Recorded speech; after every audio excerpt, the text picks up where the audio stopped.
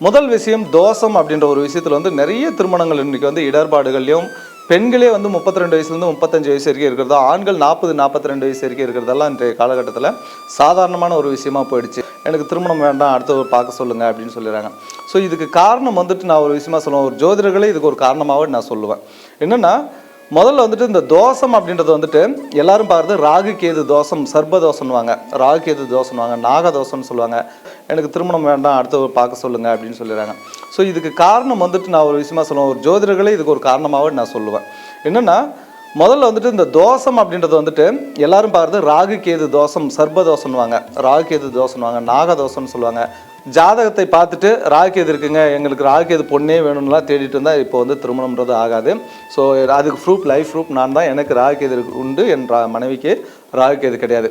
கிருத்திகை, பூரம், மூலம், ரேவதி இந்த 4 நட்சத்திரத்தில் பிறந்தால் மட்டுமே செவ்வாய் என்பது கடுமையாக அவர்களுக்கு வேலை செய்யும். அவர்களுக்கு திருமண பொருத்தம் பார்க்குறது வந்து ரொம்ப கேர்ஃபுல்லாக பார்க்கணும்.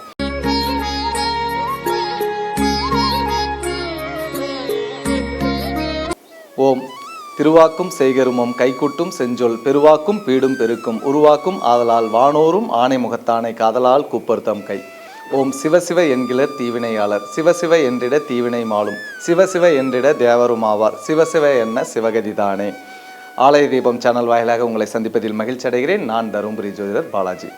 நம்ம சேனலில் வந்து பலதரப்பட்ட வீடியோக்கள் வந்துட்டு எல்லாமே நம் மனிதர்களுடைய அன்றாட வாழ்வியலில் வந்துட்டு ஃபாலோ பண்ணக்கூடிய ஒரு சில விஷயங்கள், அது நம்ம தொடர்ந்து ஃபாலோ பண்ணும்போது மிகப்பெரிய மாற்றங்களை வாழ்க்கையில் காண முடியும், ஏற்றங்களையும் வளர்ச்சியும் வந்து ஒவ்வொருத்தரும் நம்ம காண முடியும். அதற்கான விஷயங்களாக வந்துட்டு வாஸ்து ரீதியாகவோ, ஜோதிட ரீதியாகவோ, ஆன்மீக ரீதியாகவோ, பூஜை முறைகள் வாயிலாகவோ நம்ம வந்து அடுத்த லெவலுக்கு வந்து நம்ம போகணும் அப்படின்ற விஷயத்தை வந்துட்டு நம்ம ஆலய தீபம் சேனலில் பலதரப்பட்ட வீடியோக்கெல்லாம் நம்ம கொடுத்துட்டு வரோம். அதில் வந்து நிறைய பேர் நம்ம வந்து பேசிகிட்டு இருக்காங்க. ஸோ நம்ம சேனலை வந்து சப்ஸ்கிரைப் பண்ணிக்கோங்க, ப்ளஸ் வந்து நிறைய பேருக்கு ஷேர் பண்ணுங்கள். ஒரு விஷயத்தை நம்மளை வந்து நம்ம பிரபஞ்சத்துக்கு, அதாவது ஒருத்தருக்கு ஷேர் பண்ணுறோம்னா அது வந்து பர்டிகுலராக அவங்களுக்கு இல்லை, பிரபஞ்சத்துக்கு நம்ம கொடுக்குற விஷயம் வந்துட்டு நம்மளுக்கு பன்மடங்காக வந்து நல்ல விஷயங்கள் நடக்கும். நல்ல செய்திகளை நம்ம வந்து பரப்பும்போது நல்ல விஷயங்கள் நம்ம வாழ்க்கையில் நடக்கும். ஸோ ஷேர் பண்ணிக்கோங்க. நம்ம இன்றைக்கி வந்துட்டு வீடியோக்குள்ளே போகலாம்.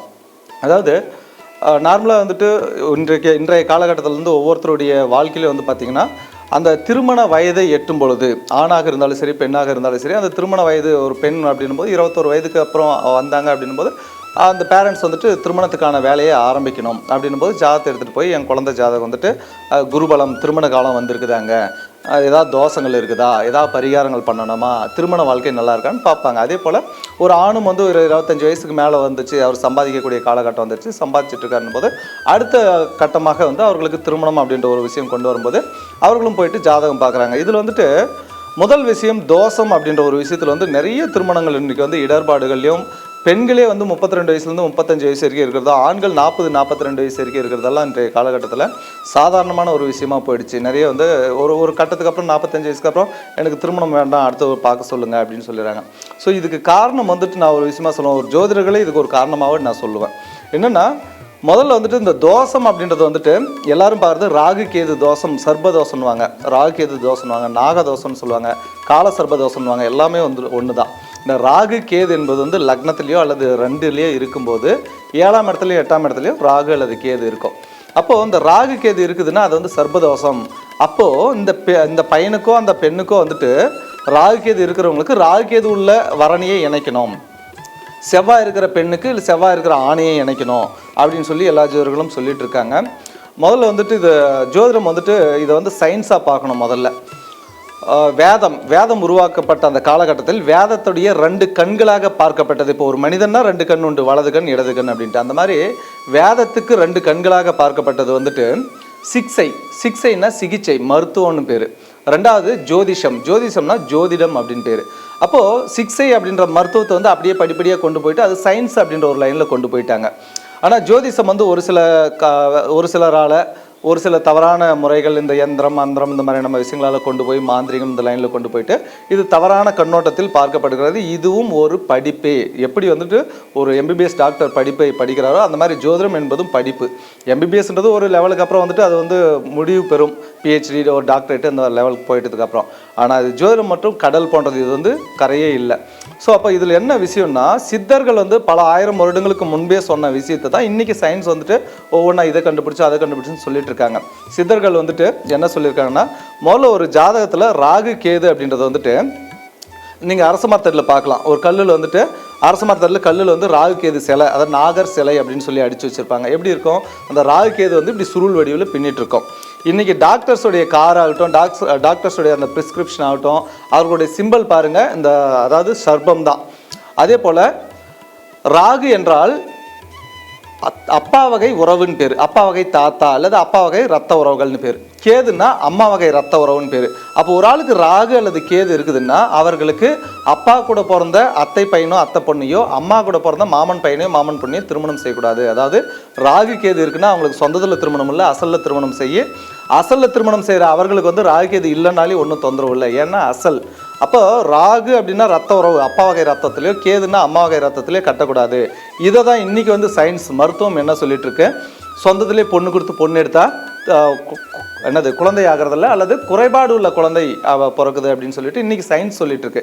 இதை தான் பல நூறு ஆண்டுகளுக்கு முன்னாலே வந்து சித்தர்கள் சொல்லிட்டாங்க. அப்போது ராகுகேது இருக்குன்னா ராகுகேது உள்ள பொண்ணையே பார்க்கணும் அப்படின்றதெல்லாம் ஒன்றும் கிடையாது. அப்போ ராகுகேது இருந்தால் அது பாதிப்பை கொடுக்குன்னு சொல்கிறாங்களே சார், ராகுகேது இல்லாதவங்களை கட்டினா திரும்ப அவங்க வந்து இறந்து போயிடுவாங்கன்னு சொல்கிறாங்களே அப்படின்னும் போது, இதுக்கு எக்ஸாம்பிள் எனக்கு வந்து ராகுகேது உண்டு, என் மனைவிக்கு ராகுகேது கிடையாது, அவங்க வந்து அசல், அவ்வளோதான் விஷயம். இதில் என்னென்னா எப்போ இது பாதிப்பை தரும், நிச்சயமாக கொடுக்கும் இல்லையா, அது வந்து அப்போ தோஷம்னு ஏன் அதை நம்ம குறிப்பிட்டிருக்கோம். அப்போ அந்த ராகு கேது 1லேயோ 7லேயோ இருந்து அந்த திசை நடக்கும் காலகட்டத்தில் தான் அது வேலை செய்யும். அப்போ லக்னத்தில் ராகு இருக்குது கேது இருக்குது, அல்லது 7ஆம் இடத்துல ராகு இருக்குது கேது இருக்குது அப்படின்னும் போது அந்த திசை வரும். அதாவது திருமண காலகட்டத்திலே இல்லாத 10 வருஷம் கழிச்சோ அந்த திசை வரும் இல்லைங்களா, அந்த திசை வரும் பொழுது அதற்கான பாதிப்புகளை கொடுக்கும். அப்போவும் என்ன விஷயம்னா, கணவன் மனைவி யாராவது ஒருத்தர் சொல்லுவாங்க, யாராவது ஒருத்தர் இறந்துருவாங்க அப்படின்னு, அந்த கதையெல்லாம் கிடையாது. அப்போ கேது இருக்குது 7ஆம் இடத்துலன்னா கொஞ்சம் மன விரக்தியையும் வந்து கொஞ்சம் செப்பரேஷன், பிரிஞ்சு வாழ்கிற ஒரு அமைப்பு. நம்மளுக்கு வந்து லக்னாதிபதி 5ஆம் அதிபதி 9ஆம் அதிபதியோட சாரத்திலேருந்து அந்த கேது திசை நடத்தினா அப்போ சுப பிரிவினையாக கொடுத்துரும். கேதுனா செப்பரேஷன், பிரிக்கிற கிரகம்னு பேர். சுப பிரிவினை என்ன சுப பிரிவினை, வேற்று மாநிலம் வேற்று மாவட்டம் வெளிநாடுன்னு போயிட்டு இவங்க வேலை தொழில் நிமித்தமாக பிரிஞ்சு இருக்கிறது வந்து சுப பிரிவினைன்னு பேர். ஸோ அந்த மாதிரி வரும். ஸோ அதனால் ஒவ்வொருத்தருமே வந்து ஜாதகத்தை பார்த்துட்டு ராகுகேது இருக்குங்க, எங்களுக்கு ராகுகேது பொண்ணே வேணும்லாம் தேடிட்டு இருந்தால் இப்போ வந்து திருமணம்ன்றது ஆகாது. ஸோ அதுக்கு ப்ரூஃப், லைஃப் ப்ரூஃப் நான் தான், எனக்கு ராகுகேது உண்டு, என் மனைவிக்கு ராகுகேது கிடையாது. ஸோ ராகுகேதுக்கு வந்துட்டு இதுதான் விளக்கம். ரெண்டாவது செவ்வாய் அப்படின்னு பார்க்கும்போது ஆணாக இருந்தாலும் பெண்ணாக இருந்தாலும் 2, 4, 7, 8, 12 செவ்வாய் அமரும் பொழுது அது செவ்வாய் வந்து தோஷத்தை ஏற்படுது அப்படின்னு சொல்கிறாங்க. ஆனால் செவ்வாய் வந்து 2, 4, 7, 8, 12 இருக்கிறதெல்லாம் விஷயமே கிடையாது. ஒவ்வொரு நட்சத்திரத்துக்குமே கர்மா உண்டு. அதாவது நம்மளுக்கு வந்துட்டு ஒரு கர்மா இல்லைன்னா பிறப்பை கிடையாது. கர்மா இல்லைன்னா வந்துட்டு பிறவா நிலை, முக்தி நிலை. இப்போ சித்தர்கள் வந்து காடுகள்லையும் மலைகள்லையும் ஏதாவது ஒரு இடத்துல வந்துட்டு அமைதியாக வந்து தியானம் பண்ணி அதே இடத்துல வந்து இறந்துருவாங்க. அவர்கள் வந்து நல்லதும் செய்ய மாட்டாங்க, கெட்டதும் செய்ய மாட்டாங்க. ஏதோ ஒரு சின்ன ஒரு நல்ல விஷயத்தை செஞ்சுட்டாங்கன்னா அதற்கான நல்ல பலனை அனுபவிக்கிறதுக்காக அடுத்த பிறப்பு அவங்க எடுத்தாகணும். இல்லை ஏதோ ஒரு தெரியாமல் தவறான ஒரு விஷயத்தை ஏதோ ஒரு தெரியாமல் நடந்துடுது அப்படின்னும் போது அதுக்கான தீய பலனை அனுபவிக்கிறதுக்கு அவங்க பிறப்பு எடுக்கணும். அதனால் வந்துட்டு இவர்களுக்கு தேவையானது வந்து பிறவா நிலை, முக்தி நிலை அப்படின்னு பேர். ஸோ அதனால் வந்து சித்தர்கள் இந்த மாதிரி இருந்து இறந்து போயிடுவாங்க. அப்போ பிறக்கிறனாலே ஒரு கர்மா இருக்குதுன்றது அர்த்தம். அதில் வந்து எந்த கர்மா, செவ்வாயோட கர்மா அப்படின்னா 4 நட்சத்திரங்களில் பிறந்தால் மட்டுமே அவர்களுக்கு செவ்வாய் கர்மா. மற்ற எந்த நட்சத்திரங்கள் பிறந்தாலும் அவர்களுக்கு செவ்வாய் வந்து பாதிப்பை தராது. அதாவது கிருத்திகை, பூரம், மூலம், ரேவதி இந்த 4 நட்சத்திரத்தில் பிறந்தால் மட்டுமே செவ்வாய் என்பது கடுமையாக அவர்களுக்கு வேலை செய்யும். அவர்களுக்கு திருமண பொருத்தம் பார்க்குறது வந்து ரொம்ப கேர்ஃபுல்லாக பார்க்கணும். ராகு கேது என்பது வந்து நம்ம ஆல்ரெடி பார்த்துருக்கோம். அந்த தோஷம் எப்போ பண்ணுன்னா, ராகு வந்து கேதுவோட நட்சத்திரத்திலையோ ராகுவோட நட்சத்திரத்திலையோ, கேது வந்து கேதுவோட நட்சத்திரத்திலையோ ராகுவோட நட்சத்திரத்திலையோ, எப்படி ராகு கேதுக்கள் தன் சுய நட்சத்திரத்திலையோ இல்லை ராகு கேதுவோட நட்சத்திரங்கள் மாறி அமரும் போது மட்டுமே ராகு கேது என்பது தோஷத்தை செய்யும். மற்ற நட்சத்திரங்கள் இருக்கும்போதும் தோஷத்தை செய்யாது. நிறைய விதிவிலக்குகள் இருக்குது. அதனால் இந்த திருமணம் அப்படின்ற ஒரு விஷயத்தை வந்துட்டு இன்றைய காலகட்டத்தில் வந்து ரொம்ப ஒரு பெரிய கேள்விக்குறியாக ஒவ்வொருத்தரும் வரும்போது 2 லட்ச ரூபா பரிகாரம் பண்ணியிருக்கேங்க. ஜோசியர் சொன்ன எல்லா கோயிலும் அவங்க ஒரு லிஸ்ட்டு கொடுப்பாங்க பாருங்கள், ஒரு 12லேருந்து 15 கோயில். எல்லா கோயிலையும் ஒரு கோயில் இந்த ஓமம் அந்த கோயில், ஒவ்வொரு ஓமத்துக்கும் வந்து ஒரு இடத்துல 30,000, ஒரு இடத்துல 50,000 அப்படிலாம் சொல்லுவாங்க. ஸோ இதெல்லாம் விஷயமே கிடையாது. நீங்கள் வந்துட்டு முதல்ல ஜாதகத்தை இணைக்கும் போது என் பொண்ணுக்கு தோசை இருக்குதுங்க, தோசை இருக்கிற மாப்பிள்ளையே இருந்தால் சொல்லுங்கன்னு வருவாங்க. தோசை இருந்தால் தோசை இருக்கிற மாப்பிள்ளையே இணைக்கணும்ட்டு இல்லை, அந்த திசா புத்தி எப்போ வரும்னு பார்க்கணும். இவர்களுக்கு 2 பேருக்கும் ஒரே திசையும் வரக்கூடாது. இதெல்லாம் ஒவ்வொன்றும் பார்த்து தான் இணைக்கணும். ஸோ அதனால் ஜாதக ரீதியாக பாருங்கள், அதை விட்டுட்டு வந்து தோசை ரீதியாக பார்த்துட்டு இருக்காதீங்க. திசா சந்திப்பு பார்க்கணும். ரொம்ப இம்பார்ட்டண்டான விஷயம், பெண்கள் ஜாதத்தில் செவ்வாய் வந்து பாதிப்படையக்கூடாது. அதாவது பெண் ஜாதத்தில் செவ்வாய் ராகுகேதோட சேர்றதோ ராகுகேதோட நட்சத்திரத்தில் இருக்கிறதோ செவ்வாய் நேசமாகிறதோ அந்த பெண்ணுக்கு திருமண வாழ்க்கை அப்படின்றது பாதிப்பை தரும்னு பேர். அது 7 8 இருக்கணும்னு அவசியம் இல்லை. 5ஆம் இடத்துல இருந்து செவ்வாய் நேசமாச்சு, இல்லை செவ்வாய் ராகுகேதோட இருக்குது, ராகுகேதோட நட்சத்திரத்தில் இருக்குனால அது வந்து திருமண வாழ்க்கையை பாதிக்கும்னு பேர். அதே போல் ஆண்கள் ஜாதத்தில் வந்து பார்த்திங்கன்னா சுக்கிரன் என்றால் மனைவி. சுக்கிரன் வந்து ராகுகேதோட நட்சத்திரத்திலையோ ராகுகேதோட சேர்ந்தோ அல்லது நீசமாகியோ இருக்கும்போது தன் பலத்தை இழந்துறாருன்னு பேர். அப்போ அந்த இடத்துல வந்துட்டு இடர்பாடுகளை கொடுக்கும், திருமண வாழ்க்கையில் வந்து இடர்பாடுகளை கொடுக்கும். அப்போ களத்திர காரகனை பார்க்கணும், அதே போல் களத்திர ஸ்தானாதிபதியை பார்க்கணும். திருமணம்னா வந்துட்டு ஆணாக இருந்தாலும் பெண்ணாக இருந்தாலும் 7ஆம் அதிபதி நல்ல நிலையில் இருக்காரா, அவர் 6 8 12 போய் மறையலையா, 7ஆம் இடத்துல பாவகிரகங்கள் உட்காரலையா அப்படின்றத பார்த்துட்டு நினைச்சாலே போதுமானது. இதில் 9 பொருத்தம் வேணும், 10 பொருத்தம் வேணும், 12 பொருத்தம், இதெல்லாம் கதையே கிடையாது. 4 பொருத்தம் இருந்தாலும் சரி, முக்கியமான 3 பொருத்தங்கள் வந்தாலே போதும். ரஜ்ஜு பொருத்தம், ராசி பொருத்தம், யோனி பொருத்தம், இந்த 3 பொருத்தம் வந்தாலே போதும். ஜாதக கட்டம் நல்லா இருந்தால் இணைக்கலாம். ஸோ அதனால் திருமணம் அப்படின்ற விஷயத்தில் ரொம்ப கேர்ஃபுல்லாக ஹேண்டில் பண்ணுங்கள். நாகதோஷம் இருக்குது, நாகதோஷம் மாப்பிள்ளையே வேணும், செவ்வாதோஷம் இருக்குது, செவ்வாதோஷம் பொண்ணே வேணுன்றதெல்லாம் வந்துட்டு இந்த தோஷம் அப்படின்ற விஷயத்தை விட்டுருங்க. ஜோதிடத்தை வந்து அறிவியல் பூர்வமாக அணுகுங்கள். வாழ்க்கையில் வந்து மிகப்பெரிய ஏற்றங்களையும் மாற்றங்களையும் பெறுவீர்கள்.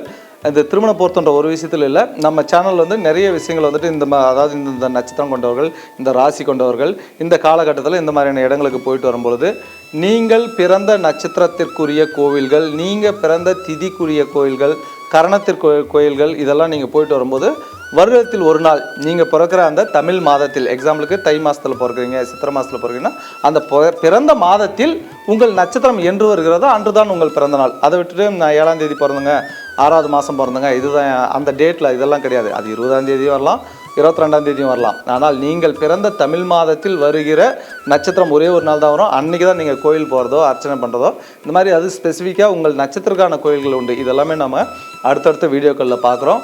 இது போயிட்டு வரும்போது உங்களுடைய வாழ்க்கை வந்து மிகப்பெரிய அளவில் வளர்ச்சியும் மாற்றத்தையும் ஏற்றத்தையும் காணும். இது 100% உண்மையான விஷயம், நீங்கள் பார்ப்பீங்க.